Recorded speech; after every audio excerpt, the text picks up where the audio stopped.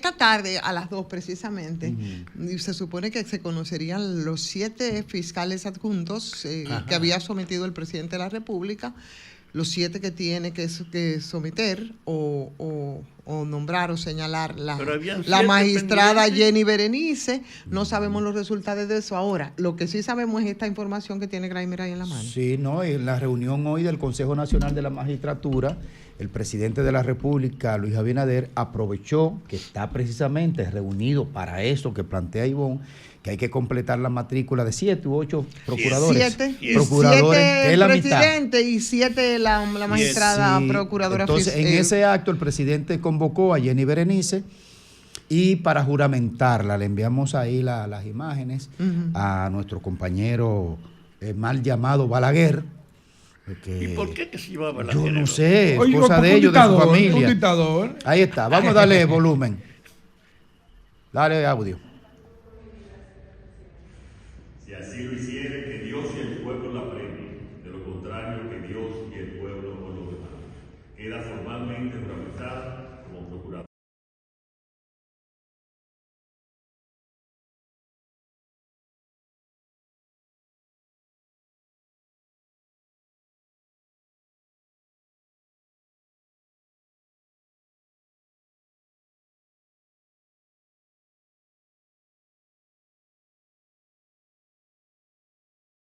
Jenny Berenice. Formalmente juramentada. Consensuadísima. Sí. Oficialmente ya. Exactamente. Procuradora. Y por supuesto la procuradora saliente, la honorable Miriam Germán Brito. Consensuado. Sí. Quiere decir que ninguno de los presentes estuvo en contra de su Exacto. No, fue a unanimidad. Fue a unanimidad. Entonces, Fue a unanimidad. Sí, ahí está. Incluyendo los 2 miembros ahí de la Fuerza del Pueblo. O sea, que Bueno, también los 2 miembros de la Fuerza del Pueblo Sí. también votaron a favor de que Jenny Berenice sea la procuradora. Claro. Bueno, A pero unanimidad. mientras eso se consensuó y el tema del nombramiento de Jenny Berenice, bueno, supongo que lo vamos a referir más adelante. De hecho, en mi comentario me encantaría hacerlo también desde mi perspectiva. Ahora, lo que yo no sé si va a haber consenso será para el tema salarial. Por lo que hablábamos en principio, la propuesta de un 10 con la que se destapa el sector empresarial, la propuesta de un 20 y un 30, que es de lo que ha hablado, por supuesto, el sector sindical. Y justamente para ver qué es lo que va a ocurrir, porque la reacción hoy ha sido bastante ácida de ese sector, nos lo va a decir Rafael Pepe Abreu, que lo tenemos en la línea telefónica. Pepe, buenas tardes. Buenas tardes Ivonne, Graimer, Fafa, todos los compañeros ahí. Don Pepe, adelante. Sí. ¿Qué va a pasar, Pepe, en estos próximos días con esa propuesta tan pírrica, ¿no?, del sector empresarial respecto a lo que ustedes habían planteado? Aunque es un poco la misma historia de siempre, pero bueno, adelante, Pepe. Sí, usted sabe que había 2 propuestas, ¿verdad?, en el escenario. Una que hizo el presidente pública, ¿verdad?, de 20%, la nuestra de 30%, y los empresarios se habían limitado a teorizar profundamente sobre la economía y sus efectos en todos los órdenes, ¿verdad? Pero sin hablar de porcentaje. En cinco rondas, ellos nunca hablaron de porcentaje. En el día de hoy, por fin, se decidieron, después de hacer una larguísima exposición, concluyeron planteando un 10% de aumento a lo mínimo en discusión, que son, como se sabe, 6 salarios mínimos, 6 categorías de salario mínimo. Pero póngale cifra a eso, por favor, Pepe. Póngale cifra, póngale monto. En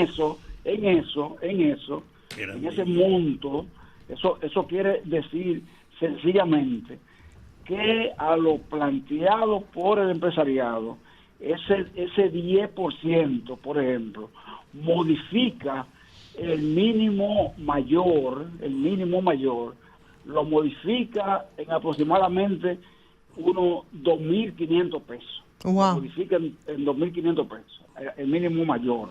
Imagínense ustedes qué impacto puede tener en los otros mínimos, donde hay mínimos ahí que son hasta de 14.000 pesos, ¿verdad? Que así como es el de la pyme. Sí. Entonces nosotros, por supuesto, rechazamos, ¿verdad?, ese tipo de propuestas, y los empresarios pidieron de nuevo otra prórroga para mañana al mediodía, entonces tratar de llegar a un acuerdo definitivo. Ahí hay que decirlo claro, ¿eh?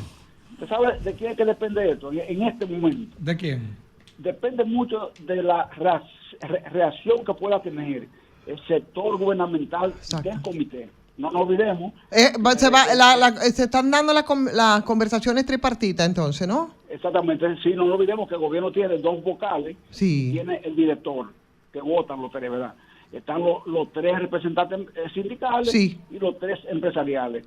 Bastaría, que 2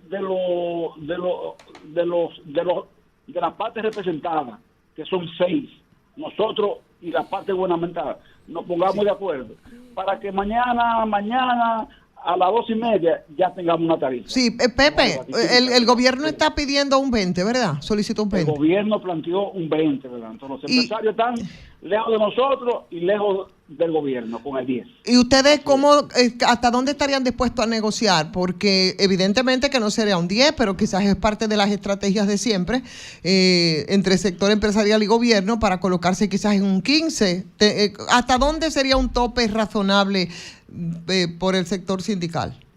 Bueno, con el director del comité se habló. Entonces, con el director del comité, al hablar, ellos han dicho, que ellos están dispuestos a defender, a mantener la propuesta presidencial, la que el presidente hizo pública, del 20%, ¿verdad? Siendo así, y nosotros teniendo la propuesta del 30%, y bueno, es fácil buscar la posición intermedia ahí, sí, entre esas 2 partes, y la fórmula mágica está ahí, en el 25%. Exactamente, ahí está.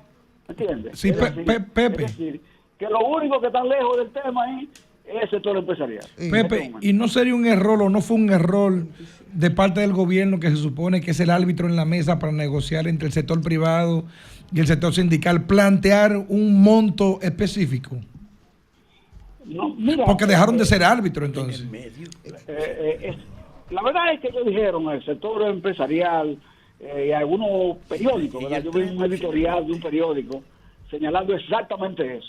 Pero nosotros decimos lo siguiente: eso depende mucho de la visión que pueda tener, por ejemplo, un gobierno, presidente, ¿verdad? El presidente Abinader, una de las cosas que él nos dijo a nosotros siempre fue, bueno, el interés que tenía de que el salario real alcanzara ciertos niveles, cierto poder adquisitivo en el periodo de su mandato anterior, ¿verdad que sí? Entonces, si él dice eso, nosotros consideramos que fue coherente con eso, le hacía una propuesta, porque si no la hacía también, lo íbamos a acusar, ¿verdad?, todos, de tener una postura entonces vacilante, o sea, de no ser capaces de proponer, que ha sido el estilo de los gobiernos, ¿verdad?, por tradición, no hacer propuestas en esa mesa tripartita. Por lo menos... Claro, porque es un árbitro, no hace propuestas. El haber hecho una empujó un poco la discusión entre los sectores. Okay. Claro. Bueno, y, Pepe, ¿desde cuándo no se aumentan los salarios, por ejemplo, en el sector gobierno? Bueno, acuérdate, Ivonne, que los gobiernos hay el estilo de aumentarle a los sectores con capacidad de presión, maestros, Ivonne, enfermeras, médicos, etcétera, etcétera, etcétera. O sea, aumentos sectoriales. Sectoriales y económicos. Sectoriales a la gente que tiene capacidad de presión. Fíjate ahora, por ejemplo, en salud pública. A los otros no lo dejan que se organicen, Pepe. ¿Quiénes quedan fuera de los aumentos?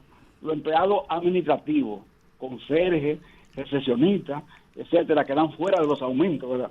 Estamos luchando porque se les reconozca a ellos un aumento, porque fíjate bien que a los analistas, bueno, a los exacto, a los médicos, a todos los que tienen capacidad de presión, tú sabes. Bueno, Pepe, pero esa capacidad de presión se supone que debe venir de las centrales sindicales de trabajadores. ¿Qué pasa?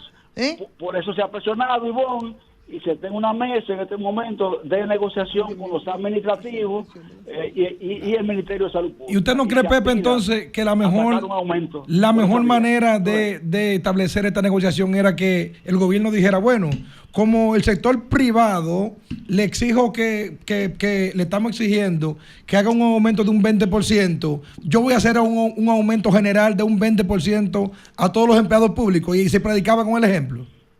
Eso es lo correcto, así mismo, es correcto que eso se haga, y es lo que se ha también reclamado en esa mesa con el gobierno. ¿Qué aspiramos nosotros? Para hablarte claro, así grande, lo que tú dices eso. Que el 27 el presidente anuncia eso. Claro. Un aumento general a todos los empleados públicos que no le ha sido. Hay gente ganando 2.500 pesos en un ayuntamiento, Pepe, y 8.000 pesos un conserje ganando en el Estado. Eso esperamos que se anuncie este 27 de febrero en el discurso del presidente, rendición de cuentas, un aumento de sueldo general. Ahora, Pepe, yo quiero preguntar, sí, así es, yo quiero preguntarle a propósito del tema, y no tiene que ver con la cuestión del aumento salarial del que estamos hablando ahora, pero sí de esos aumentos al gobierno de manera sectorial, no formal, que involucre a todo. ¿No ameritaría eso quizás un nivel de reflexión de las centrales sindicales aquí para que puedan tener o retomar, como en otros tiempos, esas mismas capacidades de presión que tienen de manera sectorizada, por ejemplo, los maestros, las maestras, los médicos, médicas?